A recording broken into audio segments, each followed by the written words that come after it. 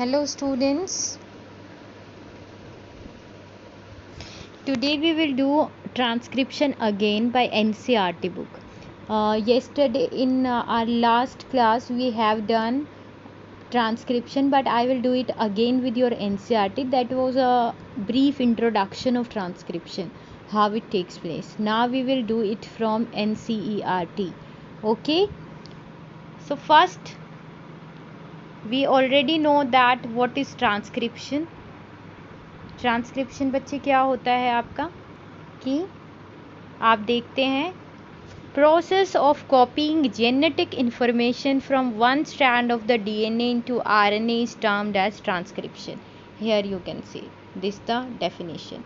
So we have already done कि transcription क्या होता है. हमने क्या देखा कि ये डीएनए होता है, इट कोड्स फॉर जीन्स के लिए कोड करता है, एंड दो genes are encoded with protein structure कि क्या प्रोटीन स्ट्रक्चर बनेगा उन जीन से.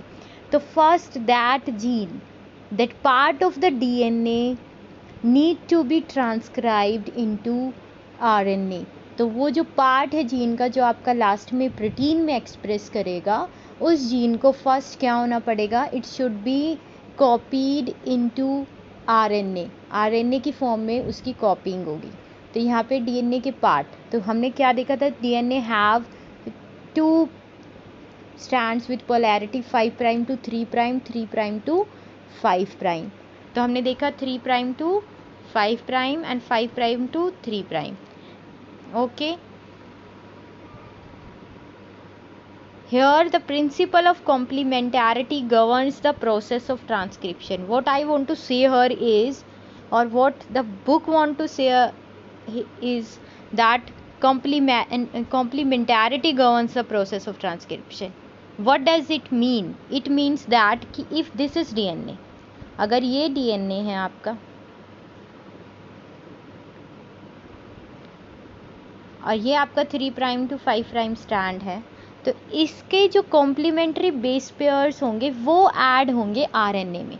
लाइक अगर ये बेस पेयर यहाँ पर ए है, तो जो यहाँ पर आरएनए आएगा, आरएनए का ट्रांसक्रिप्शन स्टार्ट होगा, तो वो यहाँ पर क्या आएगा, ए के साथ यूरेसिल आएगा. अगर यहाँ पे जी है तो इसका कॉम्प्लीमेंट्री बेस पेयर ऐड होगा यहाँ पर सी. अगर यहाँ पर टी है तो यहाँ पर कॉम्प्लीमेंट्री बेस पेयर क्या होगा आरएनए में, ए. अब आपको समझ आ गया होगा कि कॉम्प्लीमेंटैरिटी का मतलब यहाँ पर क्या है कि उसका जो कॉम्प्लीमेंट बेस है वो आएगा आपके आरएनए में. अगर आपका जो डीएनए है वो यूं है, देखो आप कि A T G C then ए जी सी, तो आरएनए क्या होगा आपके पास, U A C ji.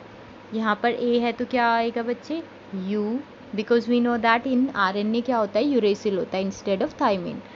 Then G के साथ क्या होगा बच्चे, सी, एंड सी की जगह यहाँ पे जी. तो ये आपका आएगा आरएनए के base pairs. Okay, why both the strands are not copied during transcription has the simple answer. In last video we have discussed that RNA polymerase 2 initiate the formation of RNA in 5 prime to 3 prime direction. It is not able to transcribe in 3 prime to 5 prime direction. That's why only one strand will act as template strand. यहाँ पर आपके पास 2 copies नहीं आएंगी RNA की. सोचिए कि अगर 2 copies RNA की आती तो इस वाली जो नीचे वाली स्ट्रैंड है उसके जो कॉम्प्लीमेंट्री बेस पेयर्स होते वो जो आपका डीएनए है वो ही वाले होते जो डीएनए की पहली जो स्ट्रैंड. इस वजह से जो आरएनए आएगा वो सिर्फ एक ही टेम्पलेट स्ट्रैंड होती है, 2 टेम्पलेट स्ट्रैंड नहीं होते. जबकि हम डीएनए एप्लीकेशन में देख रहे थे कि दोनों strands were acting as template strand, दोनों स्ट्रैंड्स टेम्पलेट स्ट्रैंड की तरह एक्ट कर रही थी. Okay, Hence, one segment of the DNA would be code for 2 different proteins and this would complicate the genetic information transfer machinery. अगर आप सोचिए कि 2 सेगमेंट्स DNA के अगर कोड करते, मीन्स अगर मान लो ये वाली आपकी स्ट्रैंड भी कोड करती RNA के लिए और ये भी करती, तो क्या हो जाता, कन्फ्यूज़न क्रिएट हो जाता, 2 RNA बन जाते, फिर 2 RNA बनते तो वहाँ पे 2 प्रोटीन सिंथेसाइज हो जाते एक ही जीन के। तो इससे क्या होता कि क्योस क्रिएट हो जाता हमारी बॉडी में। इस वजह से सिर्फ 1 strand act as a complementary strand. अब what is a transcription unit? DNA में ट्रांसक्रिप्शन यूनिट क्या होती है? मान लो अगर ये DNA है जो ट्रांसक्राइब होना है, तो इसकी कौन कौन सी यूनिट्स होंगी? It has 3 units. A promoter region जहाँ से ट्रांसक्रिप्शन स्टार्ट होगा, स्ट्रक्चरल जीन जो कोड करता है for a particular RNA, and the terminator region जहाँ पर जाकर स्टॉप हो जाना है, अदरवाइज क्या होगा, RNA फॉर्म होता रहेगा। सो अ ट्रांसक्रिप्शन यूनिट जो पार्ट DNA का ट्रांसक्राइब होगा उसको हम यहाँ पर ट्रांसक्रिप्शन यूनिट कह रहे हैं बच्चे। तो ट्रांसक्रिप्शन यूनिट हैज़ 3 पार्ट्स। कौन कौन से पार्ट्स हैं बच्चे यहाँ पे? First is a promoter region, then a structural gene, and third one is a terminator region. Okay, so you can see here in this diagram, this one is your promoter region of the transcription unit, this is structural gene, and this is your terminator region. और यहाँ पर आपका जो template stand है वो कौन सा है? जो आपका 3' to 5' है वो। क्यों? क्योंकि इसका ऑपोजिट जो है वो क्या होगा, वो आपका, आप देखते हैं कि RNA पॉलीमरेज किस में करेगा, 5' to 3' डायरेक्शन में ही आपका क्या कर सकता है, ट्रांसक्राइब कर सकता है। इस वजह से अपर वन वाली जो आपकी स्ट्रैंड है दैट इज़ 3' to 5', वो एक्ट करती है as a template strand.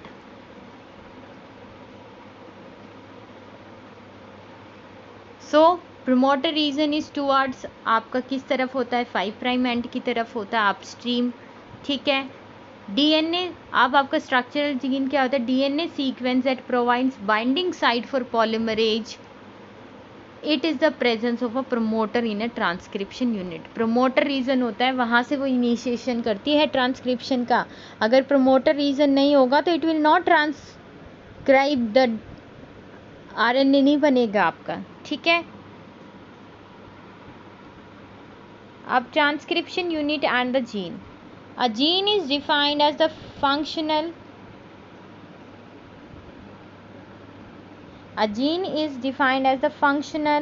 unit of inheritance, though there is no ambiguity that genes are located on the DNA. हम ऐसे नहीं कह सकते कि these are the genes means हमारा, लेकिन हमें ये पता है पर्टिकुलर पार्ट जो है कोड करता है फॉर प्रोटीन के लिए, तो वो पर्टिकुलर पार्ट क्या हो जाएगा, वहाँ पे जीन हो जाएगा। ठीक है। The DNA sequence coding for tRNA और rRNA molecules also define a gene.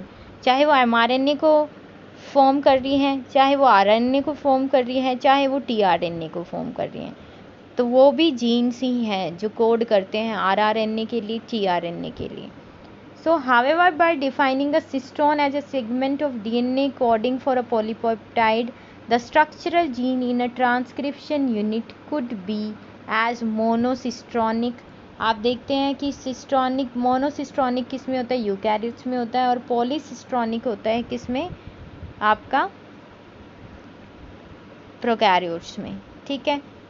अब जो मोनोसिस्ट्रॉनिक स्ट्रक्चरल जीन होता है उसमें क्या होता है, इसमें इंटरप्टेड कोडिंग सीक्वेंसेस जो होती हैं वो स्प्लिट हो जाती हैं। मीन्स जो एक्सोन्स हैं वो जो होती हैं वो आपका मैच्योर प्रोसेस ऑफ RNA में आती है, और इंट्रॉन्स बीच बीच में, मान लो अगर ये आपके पास एक RNA पार्ट आया तो इसका कुछ पार्ट आपका क्या होगा, एक्सोन्स होगा, कुछ पार्ट यहाँ पर क्या होगा बच्चे, इंट्रॉन्स होगा, कुछ यहाँ पर एक्सोन्स होगा। लेकिन जो मैच्योर RNA आएगा उसमें से इंट्रॉन्स हट जाते हैं, सिर्फ क्या आता है वो एक्सोन्स का आता है, इसलिए हम उसको मोनोसिस्ट्रॉनिक बोल रहे हैं। लेकिन प्रोकैरियोट्स में ये क्या होता है, पॉलीसिस्ट्रॉनिक होता है, इंट्रॉन्स भी होते हैं, एक्सोन्स भी होते हैं।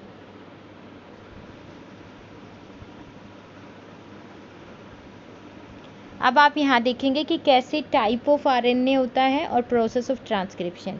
अब हम प्रोसेस करेंगे। इससे पहले हमने इंट्रोडक्शन लिया है कि ट्रांसक्रिप्शन होता क्या है।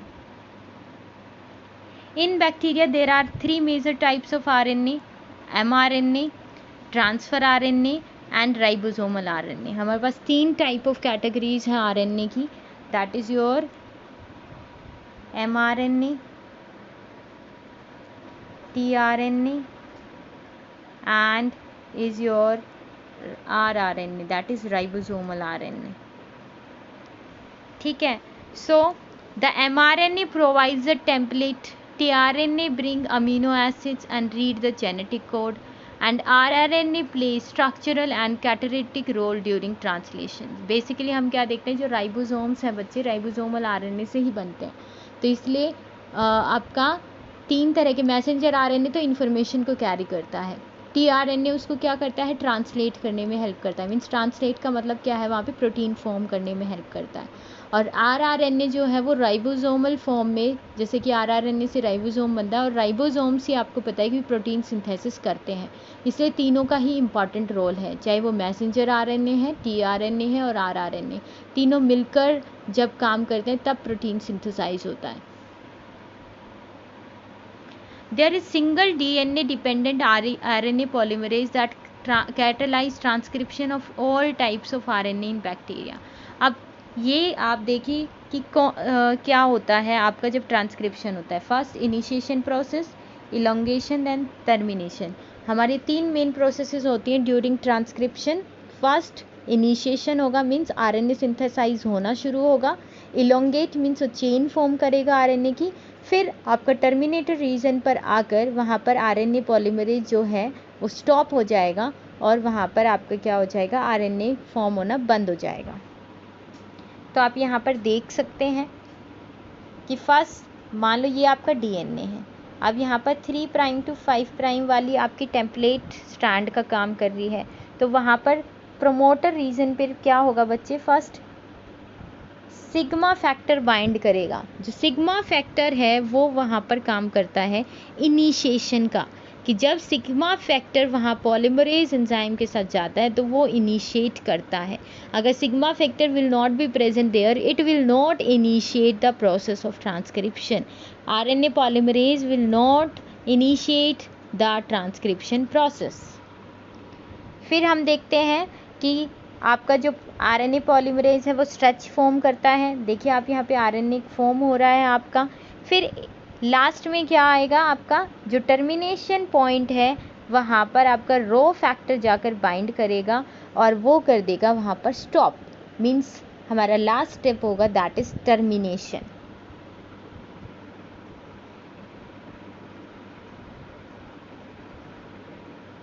अब उसके बाद हम क्या देखते हैं कि यूकैरियोट्स में क्या कॉम्प्लेक्सिटी आती है बच्चे, कि 3 आरएनए पॉलीमरेज होते हैं न्यूक्लियस में, ठीक है।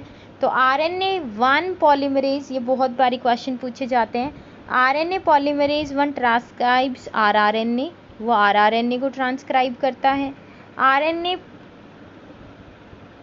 अब आरएनए पॉलीमरेज 3 क्या करता है, ट्रांसक्राइब टीआरएनए 5, एसआरएनए, एसएनआरएनए जो स्मॉल न्यूक्लियर आरएनएज हैं आपके, ठीक है। और जो पॉलीमरेज 2 है वो ट्रांसक्राइब करता है एमआरएनए को। तो हमें 3 कैटेगरीज हैं, कौन कौन सी हैं, आरएनए पॉलीमरेज 1, ठीक है, ये किसको करता है, आरआरएनए को ट्रांसक्राइब करता है। आरएनए पॉलीमरेज 2 किसको करता है बच्चे, एमआरएनए को ट्रांसक्राइब करता है। और आरएनए पॉलीमरेज 3 वो किसको करता है, वो आपका करता है टीआरएनए, एसआरएनए और एसएनआरएनएस, ओके। अब कॉम्प्लेक्सिटी क्या आई है हमारी यूकैरियोट्स में, कि एक तो 3 टाइप्स ऑफ आरएनएज हो गए। और सेकेंड कॉम्प्लेक्सिटी ये है बच्चे कि जब आरएनए बनता है तो ये इंट्रॉन्स एंड एक्सॉन्स दोनों के साथ होता है, एंड इंट्रॉन्स जो होते हैं they do not code for any protein, वो कोड नहीं करते हैं प्रोटीन के लिए। तो यहाँ पर क्या होता है, स्प्लाइसिंग होती है, आरएनए स्प्लाइसिंग। वहाँ पर जो इंट्रॉन्स हैं उनको रिमूव कर दिया जाता है by the help of the enzyme. और जब वो रिमूव हो जाते हैं तो हमारे पास क्या आती है, एक सिर्फ आपकी एक्सॉन्स की चेन आती है। अब इसमें भी क्या होता है, आपका जो 5 प्राइम एंड है उस पे आप देखते हैं कि कैपिंग होती है ठीक है, ग्वानिन की। और लास्ट में जो 3 प्राइम एंड है उस पे पॉली ए टेल ऐड हो जाती है, ठीक है। तो उसे हम बोलते हैं टेलिंग। क्या होता है उसमें आपका एडिनाइलेट रेजिड्यू आता है जो वहाँ पर ऐड हो जाता है at the 3 prime and in a template independent manner. Okay, so this was transcription again we have done with NCERT.